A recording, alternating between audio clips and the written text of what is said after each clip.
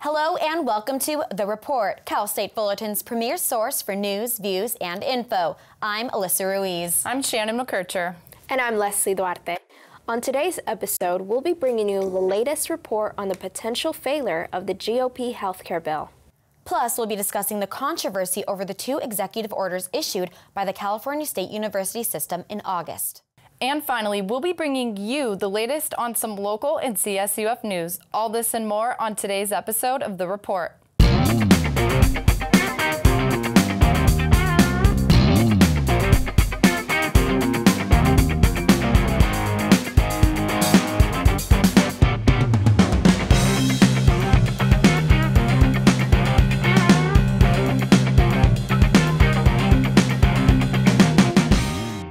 Before we delve into our first hot topic, we'd like to invite you to be part of the discussions this semester season. Click on the link in the caption of any of our report episodes to fill out a secure Google form with your opinion on any controversial issue that we've talked about now or in the past, as many of these issues are reoccurring and evolving, ranging from gun control to abortion, climate change, or the state of politics right now.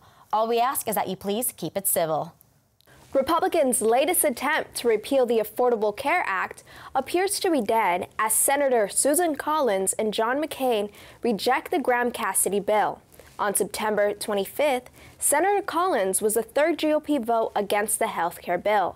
Senator John McCain also came out against the measure in a statement which he says, quote, "I hope that in the months ahead we can join with colleagues on both sides of the aisle to arrive at a compromise solution that is acceptable to most of us and that serves the interests of Americans as best we can." End quote. The Graham-Cassidy bill is a plan that would repeal Obamacare subsidies by turning them into block grants that would allow states to decide their own health insurance. But now, with Collins and McCain's vote, it seems that Republicans will not be able to pass the bill before the September 30th reconciliation deadline. If the bill were to fail, it would be a major setback for the Republican Party. So, Republicans have the House, the White House, Congress, and the Senate on both on their sides. Why are they having such a hard time?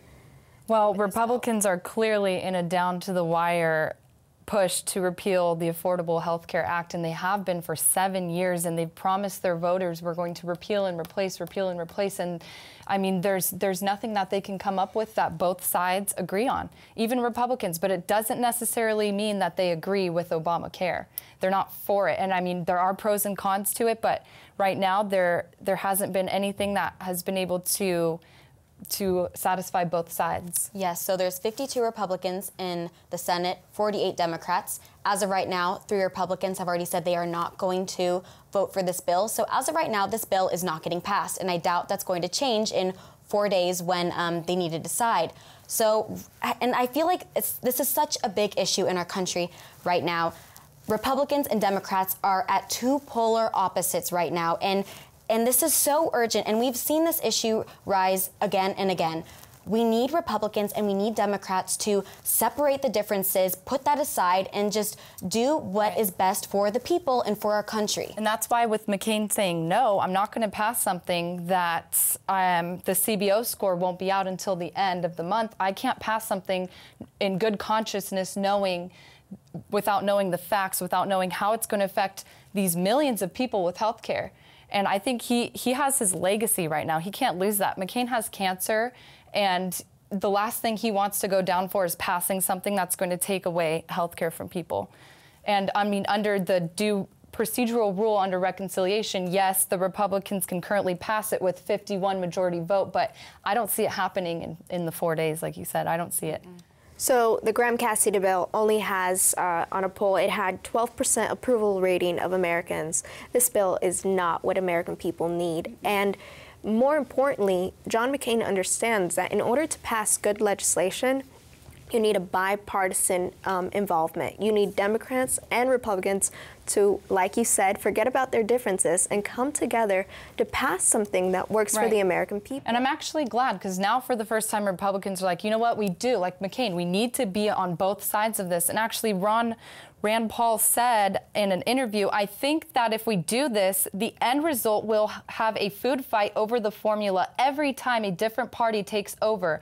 This is not the promise we made. This is not the repeal that we promised. The compromise to me is getting everything that I want, and I'm willing to compromise. So that's a really good point, because we have, it's a political war here. Exactly. It's not about what is for best for us. It's about, we Republicans want our way and you Democrats are wrong. So we're going to force this bill without a CBO score.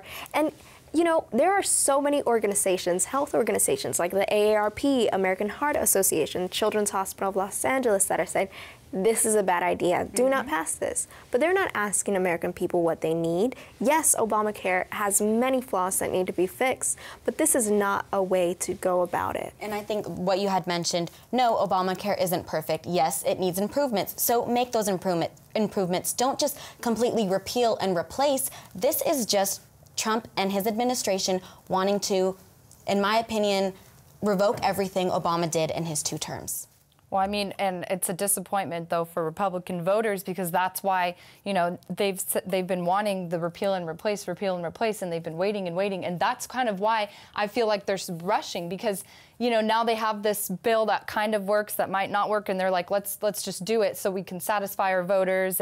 But you can't rush something like this. And I think it's funny because Republicans had 7 years of complaining how much they hated Obamacare, 7 years to come up with the legislation. Right. And now that they're running out of time, they just want to push something forward like, oh, guys, we forgot, American people, we forgot about your health care. But here, take this that we just came up with. I mean, it honestly seems like they didn't have enough time to name it because they just named it by the senators that made it. Like, we don't even have that ready. And this has to be legit, and it has to work for the American people. It has to work for our country. We can't just throw out something, okay, this kind of sounds good. This is the best plan. This is the only one that might actually be the best replacement. It can't actually, it has to fully be the best. It can't just maybe it'll work. Yeah, maybe it and won't. That's why I agree with John McCain. In order to pass healthcare that is going to work, and not just for a term, because, you know, like Obamacare, it was also rushed through Congress. It doesn't work. People aren't happy with it. In order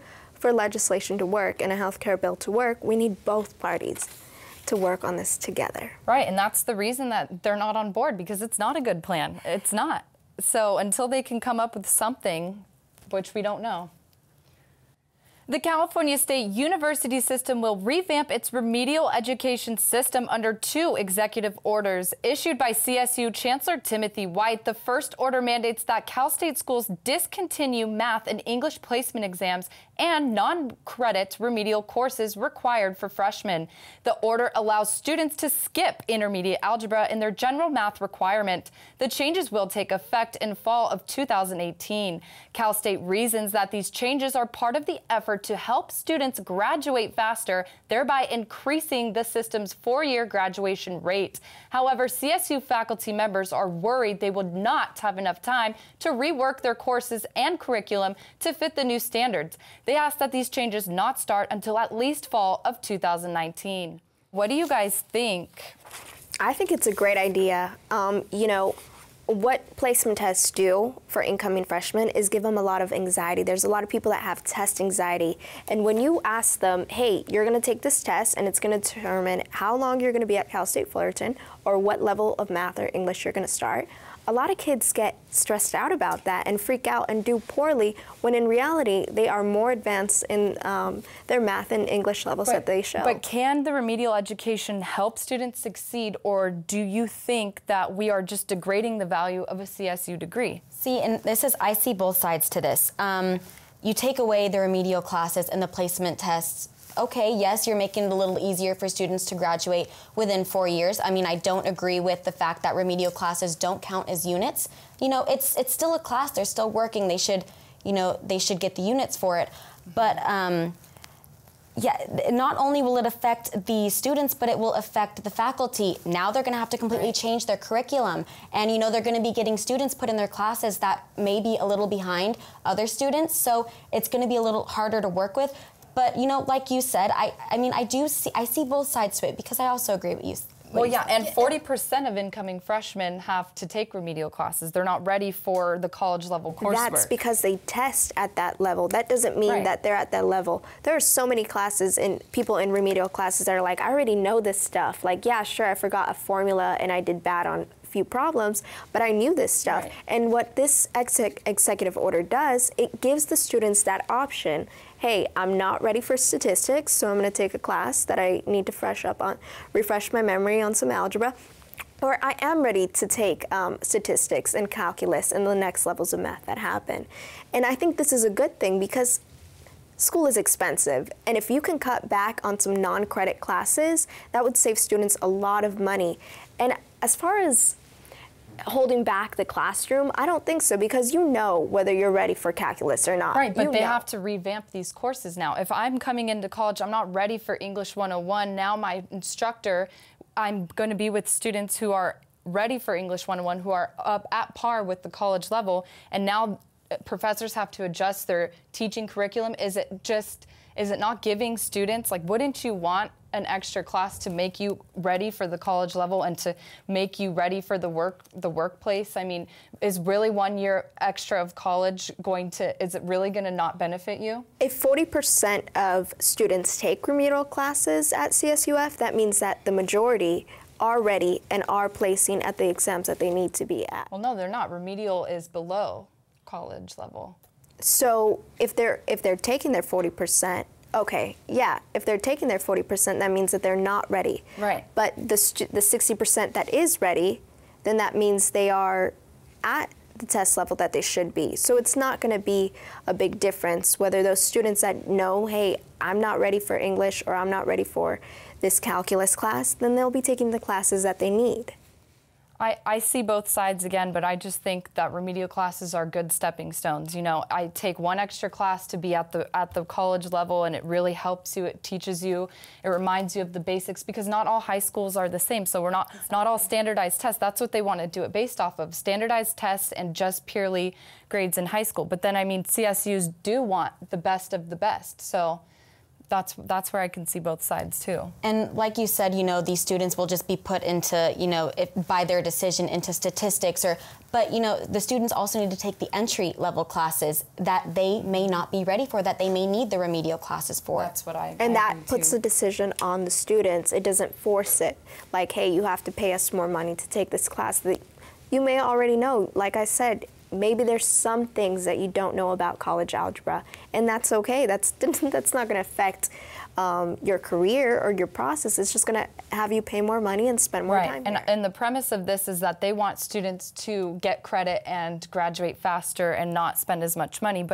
And I see that and I understand, and a lot of people want to graduate in 4 years, but if you're not ready for the college level coursework and you have to take a couple of extra classes to, you know, learn and to remind yourself, okay, here's intermediate algebra and then I'm going to take college algebra, I don't see the problem with that. I agree. I think people go at their own pace. So I just hope everyone will be able to, you know, ease into this new transition with grace. Central Mexico was hit with a 7.1 magnitude earthquake last Tuesday. The epicenter was 75 miles south of the Mexico City, in between the states of Puebla and Morelos. As of now, there are more than 200 confirmed deaths, and the number is rising as rescuers scramble to save people trapped in debris. 32 buildings have collapsed in Mexico City, and only 52 people have been rescued alive. Now turning to national news, on September 25th, former Republican Anthony Weiner was sentenced to 21 months in prison for sexting with a 15-year-old girl. Weiner pleaded guilty in May to one charge of transmitting obscene material to a high school girl in North Carolina. He admitted, quote, "The crime I committed was my rock bottom," end quote. In addition to the prison term, Weiner was also sentenced to 3 years of supervised release. Now turning to campus news, Jason Gearline talks to some Cal State Fullerton students about their favorite places to hang out on campus. The 2017-18 school year has kicked off here at CSUF. As many students return to campus, they will notice that much of the construction that was previously here is now gone. When I talk to students, they all have the same favorite place to go during their downtime on campus. I usually like to hang out in the TSU. I mean, there's a bunch of seats everywhere, and I feel like I can get a lot of homework done here, and it's a pretty good environment. My favorite place is the TSU, the food court especially, because there's a lot of food places that you could go and eat. While it's obvious that many students love the new TSU, I also asked what kind of additions they would like to see on campus. I think it'd be cool to have a recreational pool on campus, because they have like the one at the gym, but that's more of just like, working out, stuff like that. Something like where anybody can go to, like no matter what, and just kind of like just go and chill and swim. Hopefully in the future, other places on campus could be a place for students to hang out between classes and be almost as popular or as popular as the TSU. Cal State Fullerton celebrated 60 years with Concert Under the Stars last Saturday. The event was open to the community and included live music by students and alumni. The crowd sang and danced along to the entertainment and a fireworks show to end the night. Even President Mildred Garcia joined in on the festivities by showing off her dance moves. All proceeds from the annual event go towards scholarships and student programs. Well, that's all the time we have today on The Report. Stay tuned for more news, views, and info. I'm Alyssa Ruiz. I'm Shannon McKercher. And I'm Leslie Duarte. Stay fresh, Fullerton.